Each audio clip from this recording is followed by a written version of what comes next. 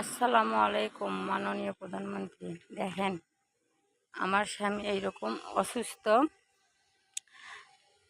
অসুস্থ মানুষ, বাড়ির থেকে যে বের হবে সেই রাস্তা নাই, চারিদিকে এরকম বন্ধ করে দিছে।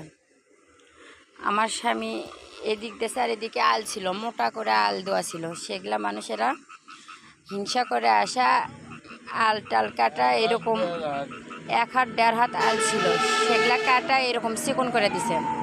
মানুষের কোনো মানবতা বলে কোনো জিনিস নাই। দেখেন, এইরকম অসুস্থ মানুষ, ভিড়ের মধ্যে 1 হাঁটু করে পানি, এই যে এখানে দেখেন ভরানো, তাহলে এই আল দিয়ে যাতায়াত করতো, সেটা বন্ধ করার জন্য হিংসা করে আল কাটা এরকম চিকন করে দিছে। সুস্থ মানুষ আমরাই তো এই আলের উপর যেতে পারবো না, যাতায়াত করতে পারবো না। এই অসুস্থ মানুষ কীভাবে আলের উপর দিয়ে যাবে? এত চিকন আলের উপর দিয়ে কীরকম করে যাওয়া আসা করবে? দেখেন, চারিদিকে বন্ধ করে দিছে। মানুষের কি একটু দয়া মায়া হয় না যে আলটা আছে, থাক, মোটা মানুষ চলাফেরা যাওয়া আসা তো করতে পারবে। বেড়া দিছে এই যে এখানে, তাহলে আলটা ছিল, আলটা কাটার কি দরকার?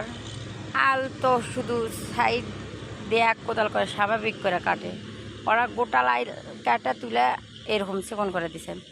তাহলে এগুলো মানুষ হিংসা করে নাই। আমরা বাড়িতে পার হয়েছি আর এইরকম শুরু করে দিছে, আল কাটা চিকন করে, মানে যাওয়া আসা যাতে না করতে পারে।